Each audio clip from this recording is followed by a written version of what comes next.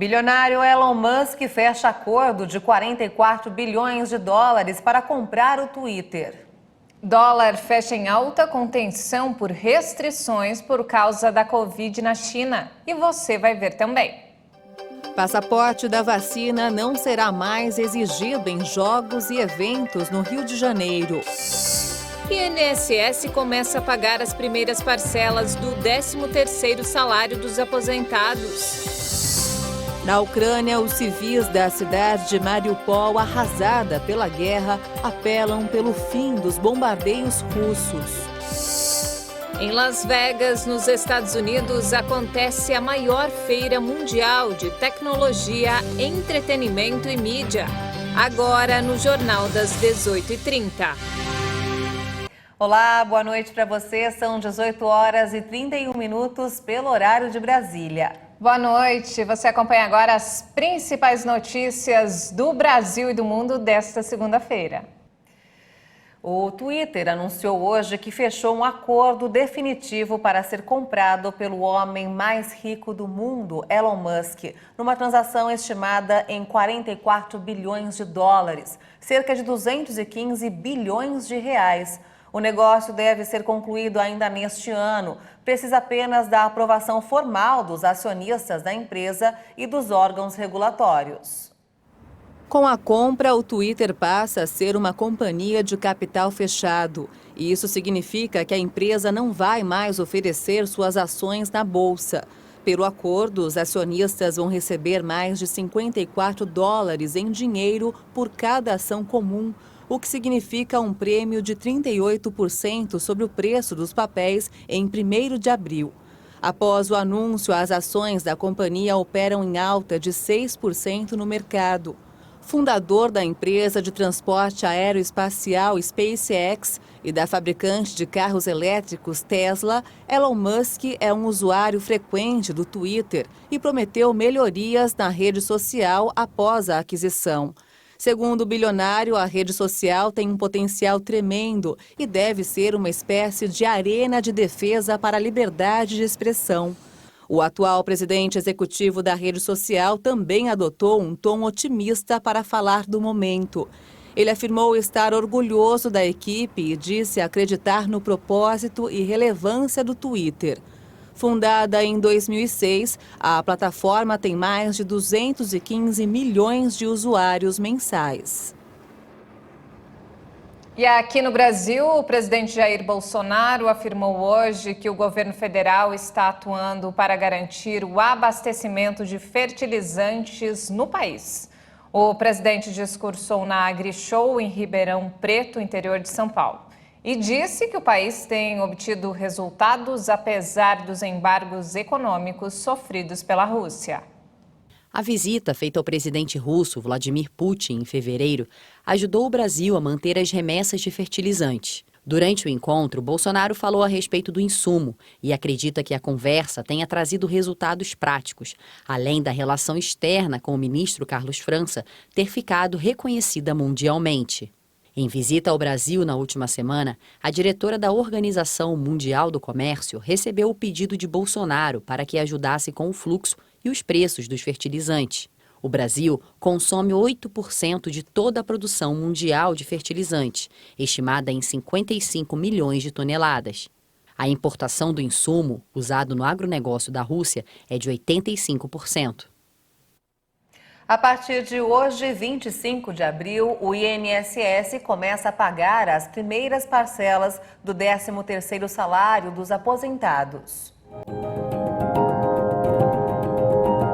Seu Aniceto é aposentado pelo INSS e ganha 3 salários mínimos por mês. E ele não vê a hora de conseguir pegar esse dinheirinho adiantado para poder pagar parte das dívidas. Preparado para pagar a dívida, né? Banco, conta de luz, cartão de crédito. Como quase todos os brasileiros, né? Esse é o 3º ano seguido que o INSS antecipa a primeira parcela do 13º salário dos aposentados. Normalmente esse benefício é pago em agosto e dezembro, mas por causa da pandemia, ele foi adiantado nos últimos 3 anos. Segundo o Ministério do Trabalho e Previdência, o pagamento do 13º salário vai injetar 56,7 bilhões de reais na economia. Mas para os especialistas, essa antecipação vai aquecer as vendas do comércio, de uma maneira mais tímida. A segunda parcela está prevista para o dia 7 de junho. 31,6 milhões de aposentados, pensionistas e demais segurados do INSS têm direito ao benefício. Para o especialista, essa antecipação pode diminuir as vendas de fim de ano. Tudo isso vai ajudar muito mais a manter o consumo do que um crescimento do consumo, porque de outro lado a inflação está comendo a renda, fazendo com que o poder de compra do consumidor caia. Nós não vamos ter uma explosão de vendas, nós vamos ter uma sustentação do nível de vendas, não é nada extraordinário, mas é positivo. E nesse ponto de vista, o seu Aniceto concorda com o economista. É um dinheiro que o comércio conta com isso no final do ano. Aliás, não por acaso, você pega as vendas do varejo de Natal, nos anos em que teve antecipação de recursos de 13º salário do INSS, as vendas tiveram um desempenho fraco, tiveram um desempenho até negativo. Esse dinheirinho a mais que viria no final do ano pode fazer falta. Eu acho que esse adiantamento, o pessoal vai gastar antes, quando chegar no fim do ano ele não tem nada. Eu penso assim, entendeu? E mudando de assunto, olha só, dados sobre a dengue mostram que ela está se espalhando rapidamente pelo país. As questões climáticas e o relaxamento das medidas de controle da Covid podem ser apontadas como as causas. Até agora, 112 pessoas morreram no Brasil. Só este ano foram quase 400 mil casos de dengue, um aumento de 95% na comparação com o mesmo período do ano passado.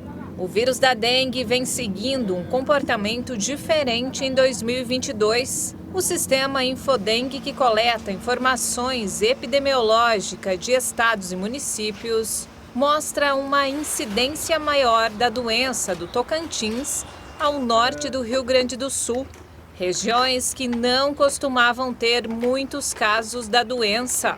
As chuvas intensas do início do ano colaboraram com a proliferação dos mosquitos. Até agora, 112 pessoas morreram no Brasil.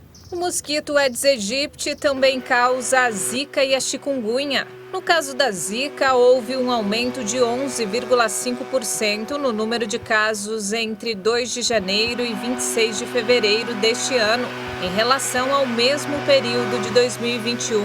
Já a chikungunya registra uma queda de 10,4% entre 2 de janeiro e 12 de março de 2022. No comparativo com o mesmo período do ano anterior, as 3 doenças que têm o Aedes aegypti como transmissor possuem sintomas similares, como febre, dor de cabeça, dor nas articulações e manchas vermelhas pelo corpo. Combater os focos do Aedes aegypti é fundamental para evitar a proliferação dos mosquitos. Ainda não existe uma vacina contra a dengue adotada pelo SUS. Por enquanto, a única vacina adotada pela Anvisa é particular. Só é recomendada para quem já teve a doença.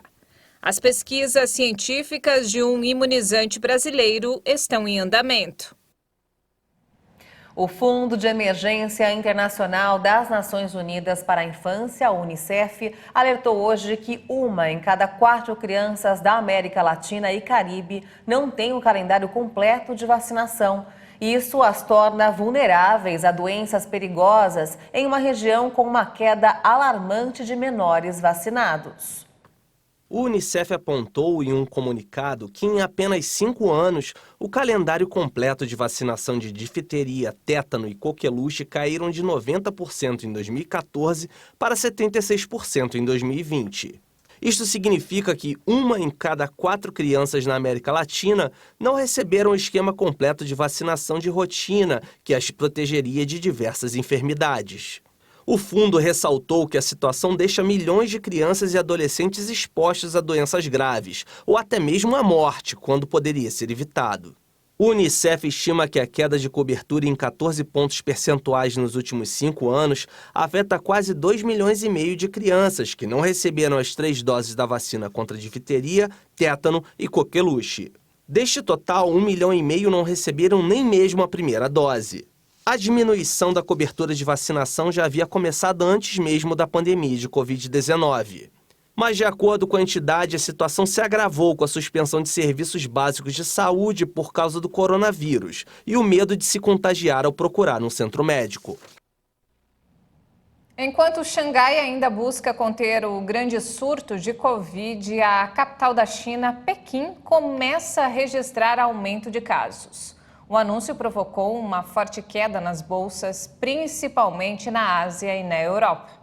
O temor de um confinamento rígido levou muitos moradores de Pequim a correr para os supermercados enquanto grandes filas eram observadas no distrito central da capital para testes de Covid. A China ainda busca conter uma onda de contágios em Xangai, cidade mais populosa do país, onde quase 25 milhões de habitantes estão confinados há semanas. Nesta segunda-feira, 51 mortes foram registradas na cidade, um recorde. Quase 30 complexos residenciais de Pequim enfrentam atualmente alguma forma de confinamento. A capital do país, com 22 milhões de habitantes, também anunciou controles rígidos para a entrada na cidade, que incluem a apresentação de testes negativos de Covid-19. Pequim registrou dezenas de contágios nas últimas semanas. Nesta segunda, foram 19 novos casos, identificados depois de advertências de que o vírus circulou por vários dias sem ser detectado. Os números ainda são insignificantes se comparados aos de Xangai, que registrou mais de 500 mil de contágios desde 1º de março, no pior surto na cidade desde o começo da pandemia. E vamos agora ao mercado financeiro. O dólar fechou em alta nesta segunda-feira, no maior patamar de fechamento desde 22 de março. Nesta sessão, os mercados globais ficaram atentos aos impactos das restrições de combate ao coronavírus na China e elevaram as apostas de uma alta maior dos juros nos Estados Unidos. A moeda norte-americana subiu 1,44% e encerrou o dia cotada a R$ 4,875 na venda. E a demanda represada pela pandemia da Covid-19 aumentou a fila para aqueles que desejam visitar os Estados Unidos. A espera para conseguir uma entrevista no consulado aqui de São Paulo chega a quase 11 meses. A fila também é grande no Rio de Janeiro, Porto Alegre, Recife e Brasília. Os vistos em processo de emissão atualmente já haviam sido solicitados e não foram concluídos devido ao fechamento dos consulados e da embaixada. O prazo é de 24 dias para quem procura estudar fora do país. A embaixada recomenda planejamento aos viajantes, considerando a espera para a emissão do documento. E você vai ver ainda nesta edição, o passaporte da vacina não será mais exigido em jogos e eventos no Rio de Janeiro. E ainda em Las Vegas, nos Estados Unidos, acontece a maior feira mundial de tecnologia, entretenimento e mídia. Os detalhes em instantes. Até já!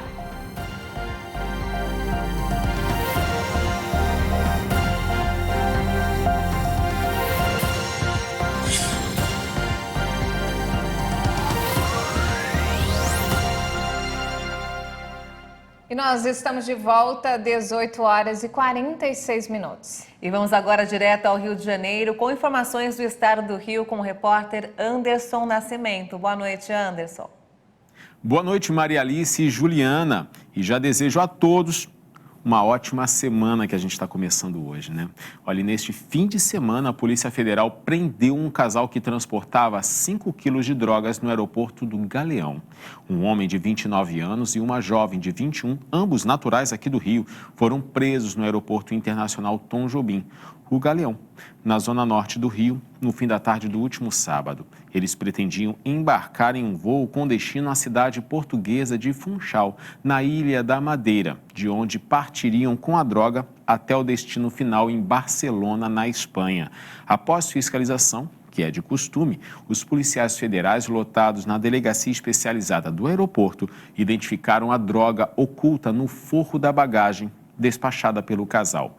Os presos foram encaminhados à Superintendência Regional da PF na Praça Mauá para o auto de prisão em flagrante e responderão pelo crime de tráfico internacional de drogas, cuja pena pode chegar até 15 anos de reclusão.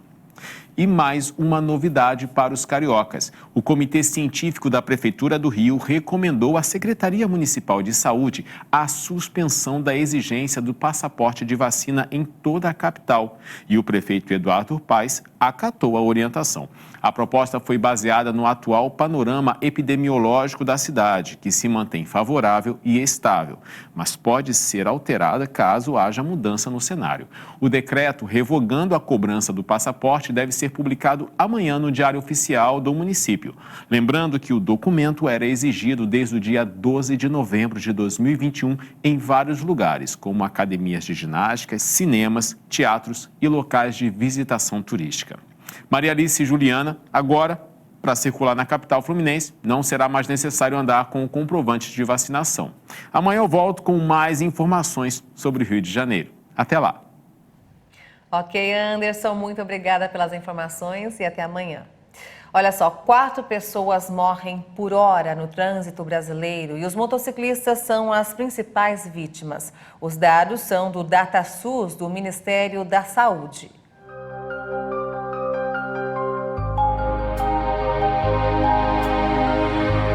As imagens gravadas por câmeras de segurança impressionam. Todos os dias, acidentes como esses tiram a vida de quase 100 brasileiros. Um problema de saúde pública, tratada pelo Observatório Nacional de Segurança Viária como uma epidemia. E a gente não tem um mecanismo de saúde ou um mecanismo que a gente consiga implementar, que a gente consiga reduzir de forma drástica esses acidentes, esses sinistros que acontecem, no Brasil.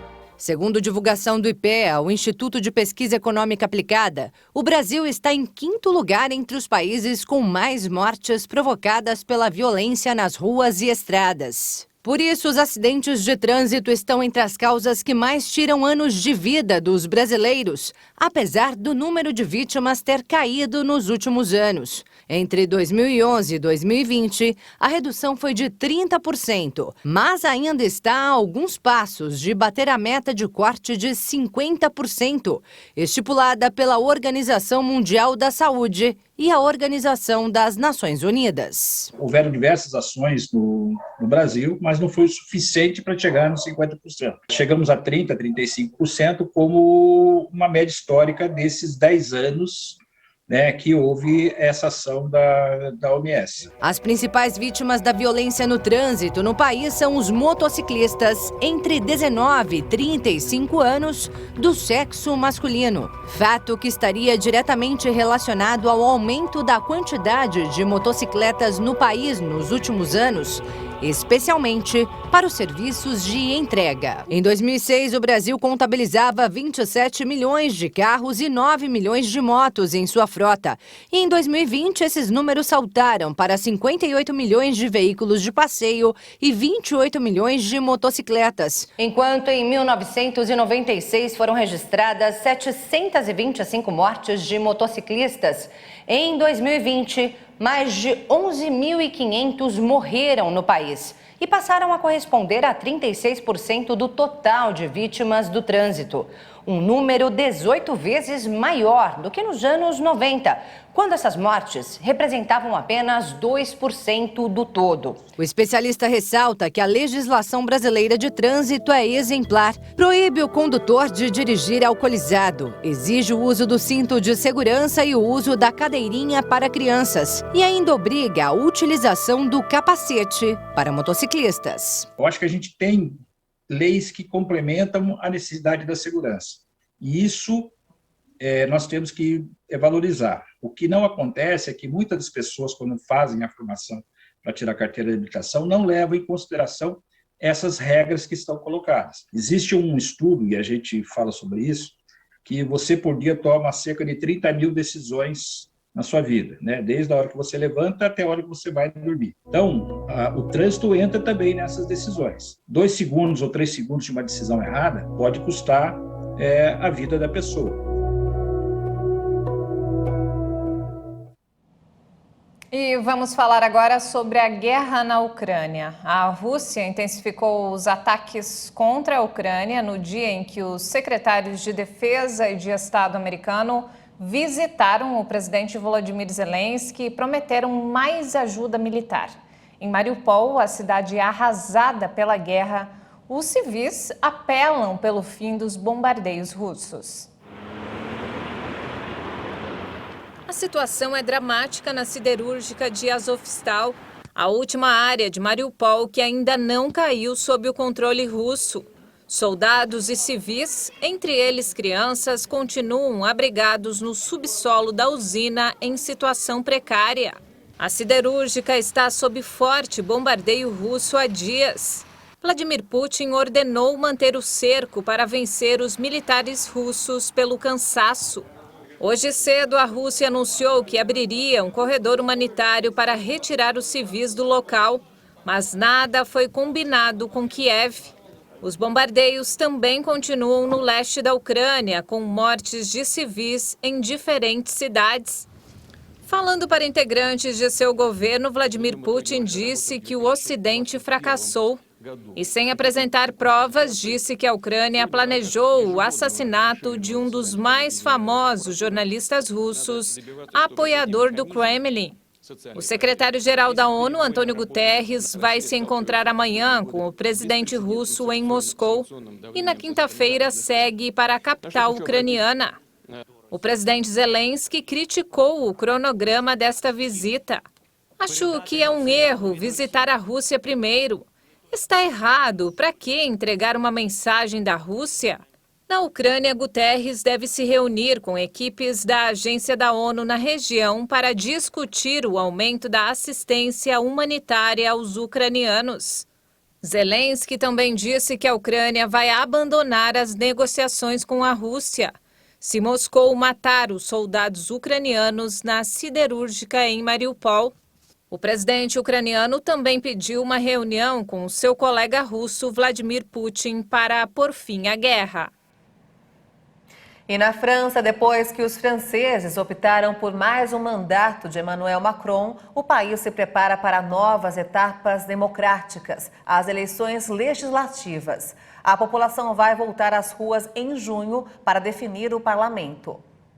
O presidente reeleito da França enfrenta a partir desta segunda-feira um desafio duplo: unir um país dividido depois da eleição presidencial e preparar a batalha das legislativas, consideradas como um terceiro turno no país. Pouco depois do anúncio da vitória de Emmanuel Macron no domingo, o primeiro reeleito desde Jacques Chirac em 2002, os rivais anunciaram que vão buscar uma revanche em junho. As eleições parlamentares vão ser realizadas entre 12 e 19 de junho e são fundamentais para que Macron consiga levar adiante o projeto social e ecológico baseado no trabalho, como prometeu no domingo à noite. De acordo com pesquisas, a maioria dos franceses não quer dar ao líder do partido A República em Marcha a maioria parlamentar, como a que teve no primeiro mandato. A falta dessa maioria abriria as portas para a coabitação, modelo pelo qual a França já passou quando, por exemplo, em 1997, Chirac teve como primeiro-ministro o socialista Lionel Jospin. Em um sistema de eleição uninominal em 2 turnos, o partido do esquerdista Jean-Luc Mélenchon, os ecologistas e os comunistas já negociam uma frente comum para obter a maioria dos votos. Em uma extrema-direita dividida, também surgem vozes para apresentar um bloco unitário. Considerada a maior feira mundial de tecnologia, entretenimento e mídia, a NAB Show acontece até o dia 27 de abril em Las Vegas, nos Estados Unidos. É isso mesmo, a conferência ficou ausente do calendário por 2 anos devido à pandemia de Covid.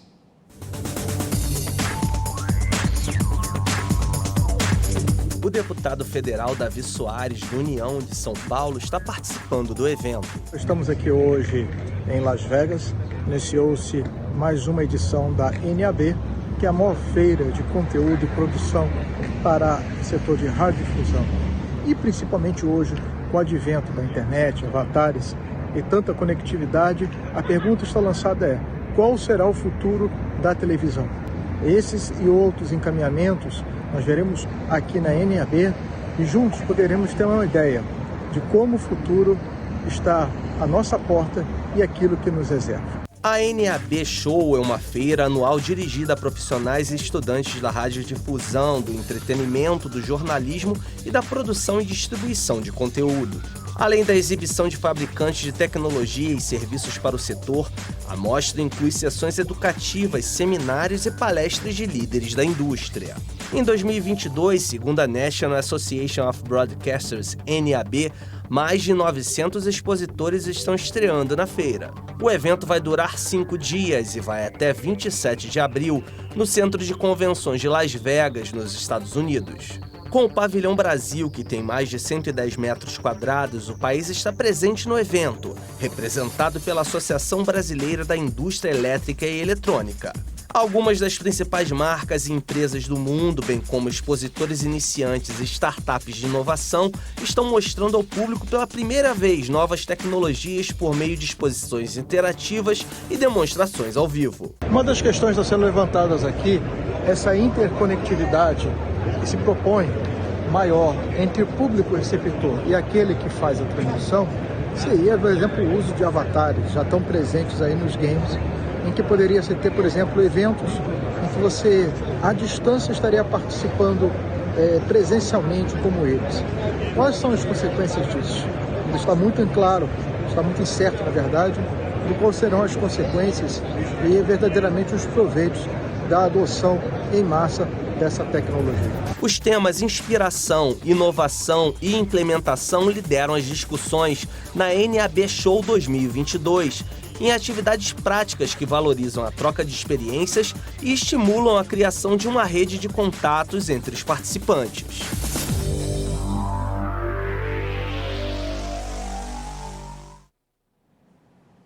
Muito bacana, mas não temos mais tempo, essa edição fica por aqui. Obrigada pela sua companhia, uma boa noite para você e até amanhã. Tchau.